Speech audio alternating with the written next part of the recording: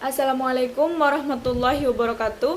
Perkenalkan, nama saya Disa Raniasa, NIM 2116040026 dari Prodi Akuntansi Syariah A, Fakultas Ekonomi dan Bisnis Islam, Universitas Islam Negeri Imam Bonjol Padang. Baiklah, di sini saya akan memenuhi tugas video dari salah satu mata kuliah saya, yaitu Pengantar Studi Pemikiran Islam dengan dosen pengampu, yaitu Bapak Lukmanul Hakim MAG dan Bapak Rahmat Rihadi MAG. Baiklah, di sini saya akan menjelaskan materi saya tentang kebutuhan manusia terhadap agama. Yang pertama yaitu pengertian agama. Manusia membutuhkan agama di dalam kehidupannya, yaitu sebagai pegangan hidup baik untuk kehidupan di dunia maupun di akhirat kelak.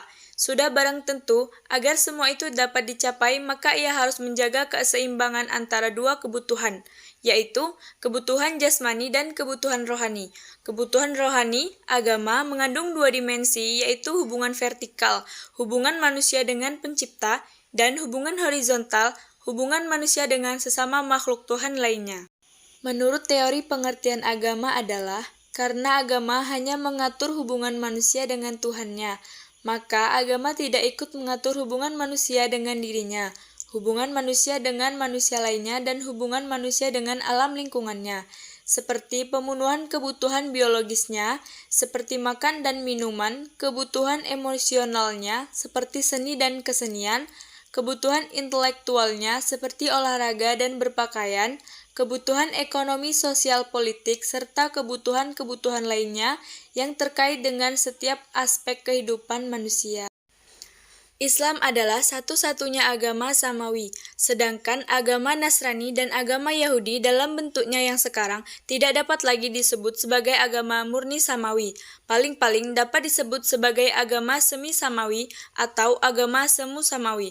Kata agama berasal dari bahasa Sanskerta, agama yang berarti tradisi atau A berarti tidak, gama berarti kacau, sehingga agama berarti tidak kacau. Dapat juga diartikan suatu peraturan yang bertujuan untuk mencapai kehidupan manusia ke arah dan tujuan tertentu. Sedangkan kata lain untuk mengatakan konsep ini adalah religi yang berasal dari bahasa Latin religio dan berakar pada kata kerja religare yang berarti mengikat kembali. Maksudnya dengan bereligi seseorang mengikat dirinya kepada Tuhan. Selain definisi dan pengertian agama berasal dari bahasa Sanskerta, agama dalam bahasa Latin disebut religion. Dalam bahasa-bahasa barat sekarang bisa disebut religion dan religious, dan dalam bahasa Arab disebut din. Menurut A.M. Saifuddin 1987 mengatakan bahwa agama merupakan kebutuhan manusia yang paling esensial yang bersifat universal. Karena itu, agama merupakan kesadaran spiritual yang di dalamnya ada suatu kenyataan di luar kenyataan yang nampak ini, yaitu bahwa manusia selalu mengharap belas kasihannya, bimbingannya, serta belayannya yang secara ontologis tidak bisa diingkari walaupun oleh manusia yang mengingkari agama sekalipun. Yang kedua yaitu latar belakang kebutuhan manusia terhadap agama. Fungsi dan kedudukan agama dalam kehidupan pada zaman yang semakin sekuler ini, agama memainkan peran penting terhadap kehidupan berjuta-juta manusia. Penyelidikan mengatakan bahwa lebih dari 70% penduduk dunia menunjukkan bahwa mereka menganut salah satu agama. Islam datang ketika latar sosial bangsa Arab dipenuhi kegelapan. Budaya mereka jahiliyah, adat kebiasaannya dipenuhi biang kara murka. Mereka suka poligami tanpa batas, mengubur hidup-hidup anak perempuan, melegalkan perbudakan, melakukan ihdad berlebihan bagi istri yang ditinggal mati suaminya, tidak memberi harta warisan kepada kaum perempuan, dan masih banyak lagi yang lain. Eksistensi agama menurut ilmu pengetahuan, agama ada muncul sebagai jawaban dan cara berpikir manusia dan masyarakat yang cenderung mencari jawaban pasti, absolut, dari berbagai masalah alam dan kehidupan manusia. Agama budaya adalah agama yang diciptakan oleh manusia yang didasarkan kepada pemikiran manusia semata yang terbatas, tidak berdasarkan wahyu Tuhan. Yang termasuk agama budaya antara lain adalah kepercayaan animisme, dinamisme agama Majusi, agama Mesir kuno, agama Brahmana dan Hindu, agama Buddha, agama Kristen Katolik, agama Yahudi, agama Kristen Protestan, dan lain-lain sebagainya selain agama Islam.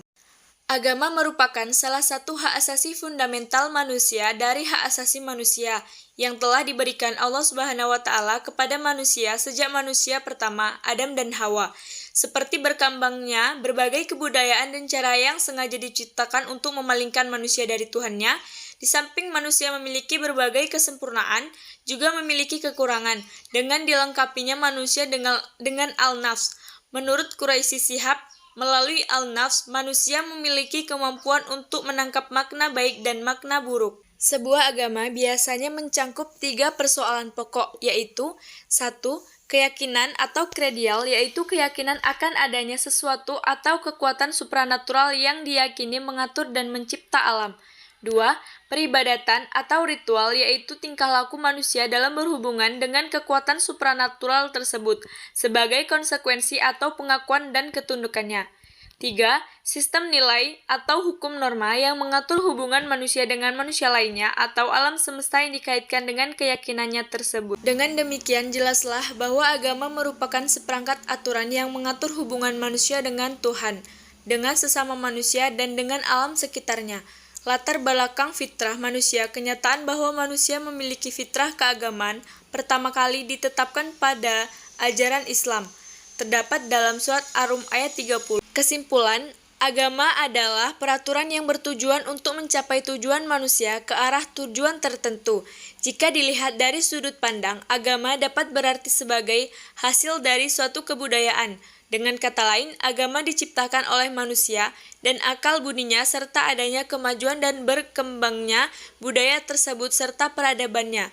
Sedangkan kata lain untuk menyatakan konsep ini adalah religi yang berasal dari bahasa Latin religio dan berakar pada kata kerja religare yang berarti mengikat kembali.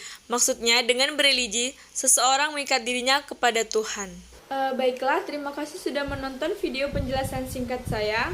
Jika ada salah penyebutan nama, gelar, atau kata, saya mohon maaf. Dan mungkin ini saja yang dapat saya sampaikan. Saya akhiri. Wassalamualaikum warahmatullahi wabarakatuh.